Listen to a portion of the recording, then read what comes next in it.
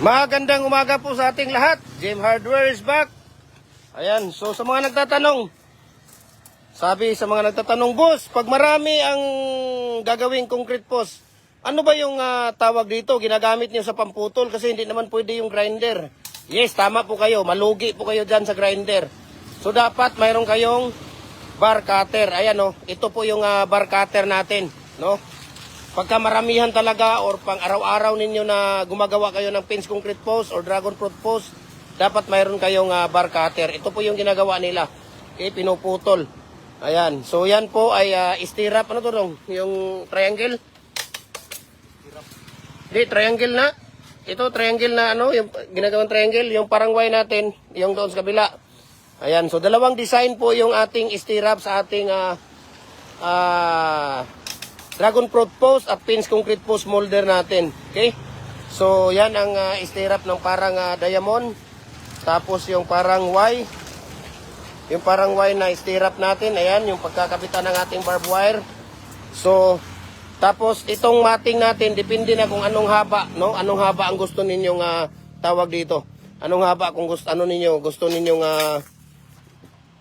tawag dito. Gusto ninyong putulin. Halimbawa, 6 feet. Ayan, putol kayo ng 6 feet. Halimbawa, 7 feet. Putol din kayo ng 7 feet. Okay? So, ganito po, no? Kasi pagka grinder ang gagamitin natin, mahal po ang grinding stone.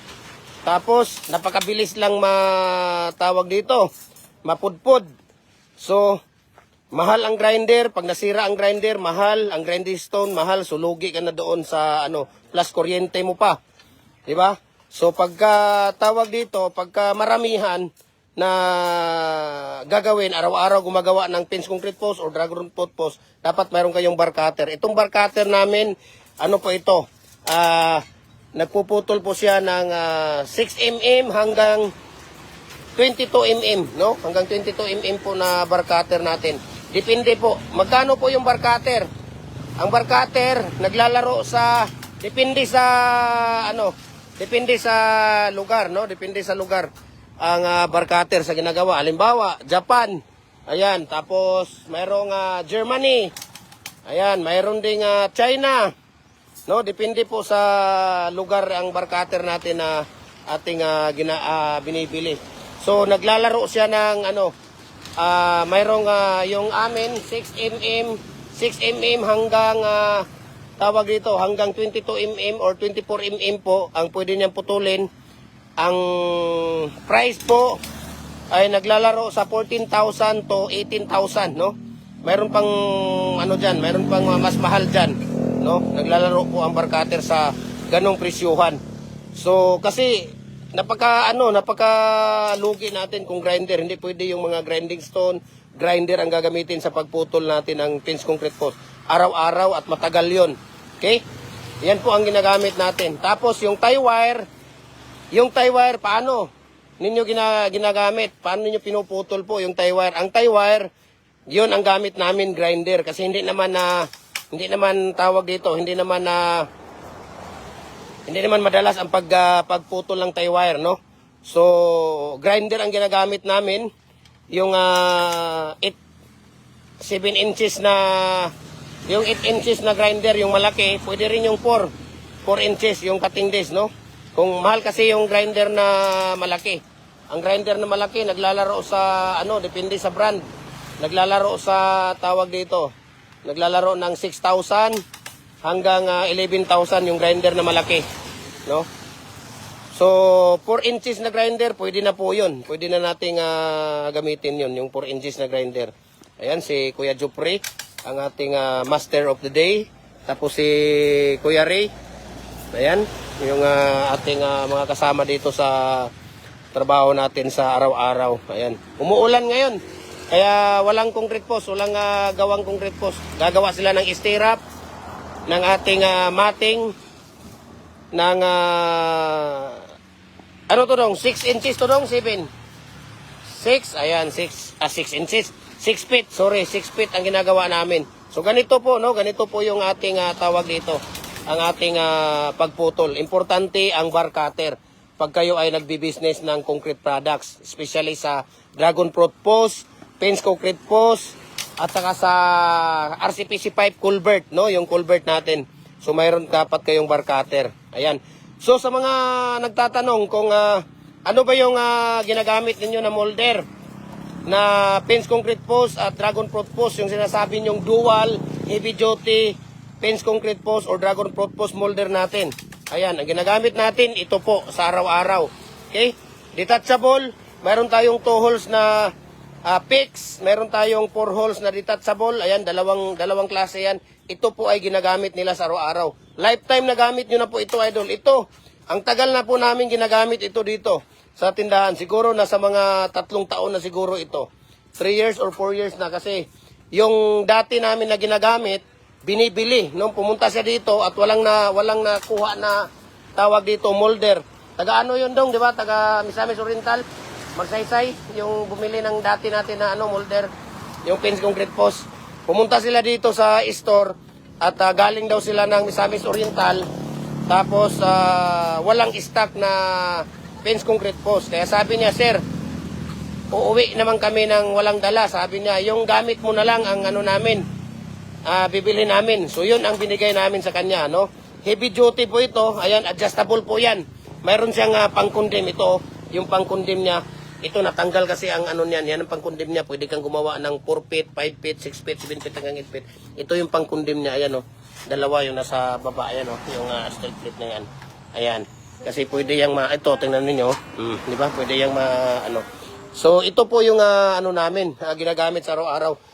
4mm po, makapal po yung steel plate na ginagamit natin. Ayan oh, yan pong steel plate natin na ginagamit. Makapal po yan, lifetime use nyo na po ito. Ang maintenance lang dito, pag hindi ginagamit, kailangan use oil talaga. Use oil para iwas kalawang, no?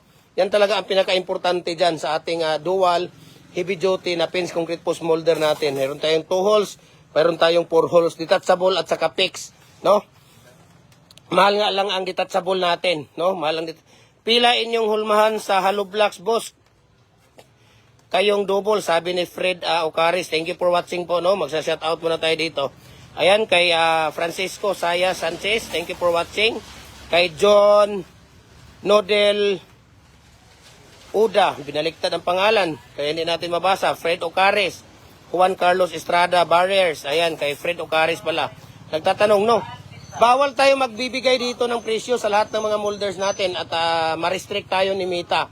So ngayon, ang gagawin ninyo, i-message nyo ako at i-share ko sa inyo ang price list at saka shipping details, okay?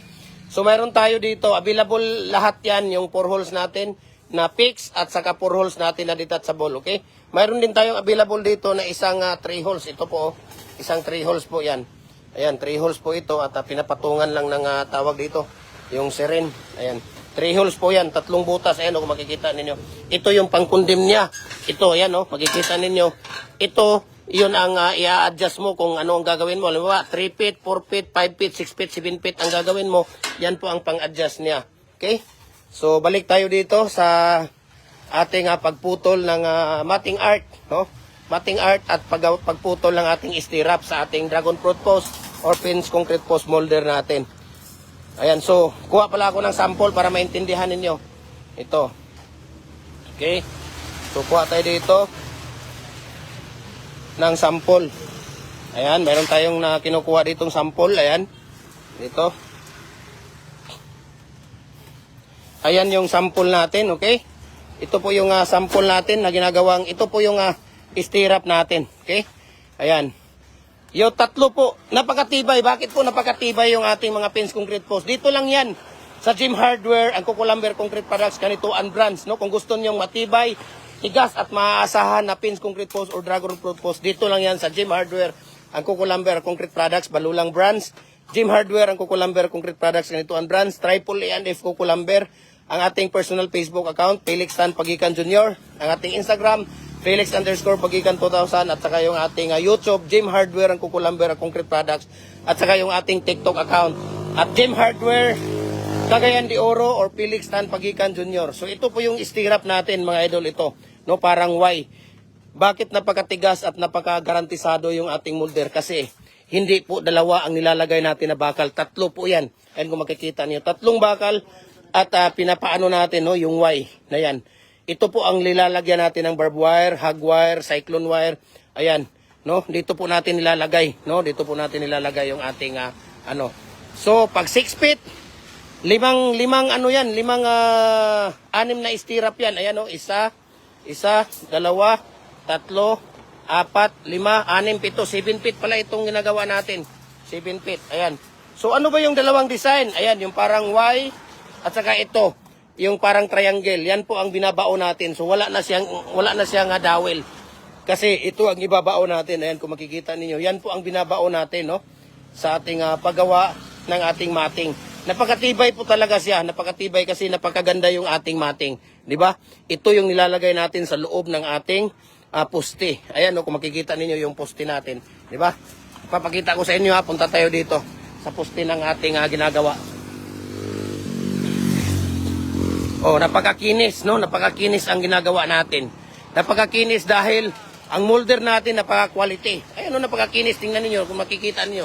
Napakakinis. Ayan, no. Tingnan mo yung dragon fruits. Tingnan mo yung dragon fruits. Ayan, no. 'Di ba? Tingnan mo yung dragon fruits. Ayan, no, yung dragon fruits. Oh, 'di ba? Napakaganda po yung dragon fruits, no? Binibigay sa atin ito ng ating customer yung bumibili ng molder. Kaya pinapatarpulin ko. Napakakinis. Ayan, kung makikita ninyo, ito yung dowel, no? Dito ilalagay yung barbed wire or cyclone wire. Ayan, no? Pag 7 feet, anim yan ang lalabas na ano, dowel. Isa, dalawa, tatlo, apat, lima, anim. Yung pangpito natin, yung parang triangle na ibabaon, so wala na siyang dowel, no? Ganon katigas, ganon kagarantisado ang ating dragon fruit post or pins concrete post natin. Ayan, kung makikita ninyo. So sa mga nagtatanong kung yung molder natin, no? Yung molder natin ay nagde-deliver ba tayo? Yes, we can ship nationwide. We can ship nationwide. Luzon, Visayas, Mindanao, kahit saang sulok man kayo ng mundo, kayang abutin ng ating cargo. Okay?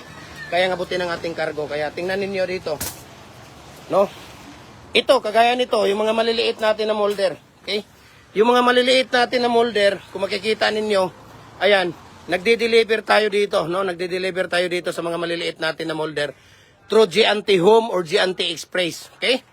So ngayon, pag sa Luzon, nagde-deliver tayo Luzon, nasa 4 to 5 days siya sa Luzon. Pag dito naman sa Visayas, nasa mga 3 to 4 days lang siya. Pag dito naman sa Mindanao, 2 to 3 days lang po siya. So mayroon tayo ditong 3 and a half. Ayan kung makikita ninyo. 3 and a half yan. Okay? 3 and a half by 8 by 16. Ito ang commercial. Tinatawag natin commercial number 4. Okay? Mayroon din tayo ditong 4 na double standard. So ang sukat nito 4 by 8 by 16. Okay? Ang sukat niyan. Yan ay standard na 4. Mayroon din tayong 3 inches lang. 3 by 8 by 16. Ito, ginagamit ito sa mga pang-division. Okay? Division ng bahay sa loob. 3 inches lang siya. Okay? Ginagamit yan. Mayroon din tayong size na standard. Okay? Mayroon din tayong 5 and a half na commercial. 5 by 8 by 16 din ang height niyan. Mayroon din tayong 5 na standard. Okay? Mayroon din tayong 4 na single standard. Mayroon din tayong 3 and 3/4. Ayan. 3 and 3/4 na commercial. Ayan kung makikita ninyo. Mayroon din tayong 3 and 1/2. Ayan. 3 and 1/2 na tawag dito. Na commercial. Ayan. 3 and 3/4 natin. Mayroon din 3 and 1/2. Mayroon din tayong 4 na single na standard. 3 and 3/4 na double. Ayan. 3 inches na single. Ayan. 3 inches. No? Mayroon din tayo ditong 3 and 1/2 na 3 and 1/2 by 7 by 16. Ayan kung makikita ninyo. Ito, 3 and 1/2 by 7 by 16. Maliit ito. Maliit. Kasi kadalasan 8 inches yan. Ayan o, 8 inches. Ito, 8 inches. Ito naman 7 inches siya. Mas maliit siya. Ito din ginagamit sa mga pang ano natin, mga pang kwarto natin, no? Yung mga piling natin na gusto nating sulit, matawag dito yung strong siya kasi mas maliit siya kumpara doon sa 8 inches, no? So maliit lang siya. Marami ang paglalagyan ng tawag dito yung gusto nila na solid na simento halos, no? Ayan, so mayroon din tayong lower dyan, number 6. Mayroon din tayong lower na number 4. Napakaganda po itong lower for building ventilation or housing ventilation sa mga CR, sa mga kwarto, sa mga tawag dito, sa mga salas, no? Hindi ka mabubusuhan dito, hindi ka makikita dito. Pag ikaw ay tinitingnan, pumapasok ang hangin at hindi ka makikita sa loob, hindi ka mabubusuhan. Yan ang kagandahan ng louver natin. So, ito naman, ito mga decorative natin yan. Ayan, kung makikita ninyo, napakadaming decorative natin yan. Okay? Ayan, mga decorative yan. Decorative. Ito naman, brakes. Ayan, brakes na bar at saka L. Yan, mga decorative na yan yung mga nandyan. No? Yan, mga decorative. Ayan, kung makikita ninyo, puro decorative yan. Ayan, brakes yan. Ayan, kung makikita niyo, puro brakes. Sorry po, brakes po pala yan. Ayan, brakes. Ayan, brakes. Ito, brakes. Ito, mga decorative na yan. Ayan, decorative. Yan, decorative yan. Tapos yun, yung diamond. Decorative din yun. Ito, decorative. Ayan, decorative. Bagong design natin. Galing ng US yan. Dala ng ating mga kababayan na galing ng US. Ayun, kung makikita ninyo. Aron, mayroong muhon doon. Okay? So ito, nagpapaship tayo dito sa Luzon, Visayas, Mindanao through GNT Express, no? 4 to 5 days lang siya pagka sa Luzon, 3 to 4 days lang siya pagka sa Visayas, 2 to 3 days lang siya dito pag sa Mindanao. Okay? So ano pang hinihintay ninyo? Heavy duty molder, no? Importante natin sa ating mga ginagawa, yung original na mga molder, no? Huwag kayo basta-basta bumibili diyan sa tabi-tabi. Ang dami kong nasayang na molder, no? Nung ako'y nag-start nag-business, ang dami kong sinayang na molder. Ang dami kong sinayang kasi gusto ko bumili ng dyan lang. Sabi ko, bakit kailangan pa yung original na mga molder? Iba talaga ang original na molder. Bumili kami dyan sa tabi-tabi. Kaya ang nangyari, hindi ginamit ng aking hollow blocker at hindi talaga siya pwede. No? Pangit talaga ang labas niya at hindi ka nakapagpatong ng kahit 3 patong, 4, nababasag. Tapos napakatagal mo pang makapagawa. No? Iba talaga ang original na molder kagaya nito. Heavy duty na mga molder at maganda. No? Design talaga, family business po nila ito, no? Iba talaga yung molder na ano. At saka, payo ko sa inyo, pag kayo ay nagko-concrete, dapat kumpleto kayo sa mga design. Okay? Kumpleto kayo sa mga design, kumpleto kayo sa mga tawag dito. Kumpleto kayo sa mga concrete products para one-stop shop lang po yung customer ninyo, okay? Yung mga customer ninyo, one-stop shop lang po siya, no? Wala nang pakimi-kimi. Doon tayo sa Gym Hardware kasi kumpleto sila. Huwag na tayong lalayo pa dahil magdudouble pay pa tayo sa delivery charge. Dito, kumpleto kayo. Kumpleto Ricardos. Yung mga detachable natin, pins, concrete post, ang dami natin doon sa warehouse natin na stock. Okay? I-message nyo lang ako, RCPC Pipe Culvert. Ang dami rin nating stock doon sa ating warehouse. I-message nyo ako, share ko sa inyo ang price list sa shipping details. Mabuhay po tayong lahat. At magandang umaga, Luzon, Visayas, Mindanao. Sa mga kababayan nating mga OFW, sa anumang panig ng mundo, magandang umaga, tanghali at gabi po sa inyong lahat. At ito po, no? At sa mga gustong magbi-business at mga OFW dyan, napakaganda po ang concrete products na business, no? Napakaganda. Mahal nga lang ang molder, but kayang-kayang pag-ipunan yan. Okay? Hindi naman paligsahan ang pagbi-business. Dapat ikaw mismo ang magdadala ng negosyo niyo. Huwag mong ipagkatiwala sa iba para po maganda ang kalakaran, maganda ang pamamalakad at napakaganda yung negosyo, no? Kumpara sa iba ang magdadala. So, magandang umaga at God bless po sa ating lahat, no? Mabuhay po tayong lahat ng mga kukonkret. Okay? Hanggang dito na lang muna tayo. Sabi ni Lemuel Lausa, pila ang decorative doll. I-message mo ako, Sir Lemuel Lausa, at i-share ko sa inyo ang price list at saka shipping details. Bawal po tayo dito mag-mention ng tawag dito ng presyo dahil ma-restrict tayo ni Mita at bawal din tayong magbigay dito ng presyo kasi nga minsan ang bakal bumababa, minsan tumataas, kaya para hindi magulo ang ating presyuhan, i-message nyo ako at i-share ko sa inyo ang price list at saka shipping details, okay? So sana naintindihan ninyo, wala po tayong cash on delivery sa mga molders natin. Lahat po ng molders walang cash on delivery. Babayaran nyo lahat ang molder at ang shipping fee bago natin ipapadala. Ginagawa na po namin dati yan, no? Na nagpapa-COD kami, no? Cash on delivery. Ang ginawa nila, gusto pa nga nila ipa-air freight. Sir, air freight kasi gusto ko mabilis. Nandito na, 2 araw, 3 araw, nandito na. Pagdating ng Maynila, kinakancel kasi emergency daw. So ano magagawa ko? Ibabalik dito sa Mindanao at babayaran yung shipping fee. Papunta doon at pabalik. Wala pa tayong tubo sa mga molder natin, mga idol. No? Tulong ko po ito sa inyo, ang mga molder natin. Wala po tayong tubo dito. Okay, nabibigay pa tayo ng mga previous dahil binibigyan tayo ni Kuya Mimer pag tayo nag-o-order doon. No? Kahit papaano, kumikita naman yung vlog natin. Kaya sa vlog na lang tayo bumabawi. Yung mga molders, tulong ko po sa aking mga mahal na followers. Wala po tayong tubo dito. Okay? Sa mga nag-uumpisa, sa lahat mo ng mixing natin, ratio, tips kung paano natin ginagawa ang concrete products natin, manood po kayo sa ating YouTube channel. Nandoon lahat po ang mixing tips, Gem Hardware, ang kukulamber, ang concrete products po. Sa lahat po ng ating YouTube channel nandoon. Lahat po ng ating Facebook page nandito din. Gem Hardware po, no? Tatlo ang page natin. Gem Hardware, ang kukulamber, concrete products, ganito ang brands, Triple A and F kukulamber, ang ating Gem Hardware, ang kukulamber, ang concrete products, Balulang brands. Okay, mapapanood nyo lahat doon sa ating personal Facebook account, sa ating Instagram at sa ating TikTok. Okay? So sana naintindihan ninyo, mabuhay and God bless po sa ating lahat. Hanggang dito na lang muna tayo ngayong maulan na umaga. Okay?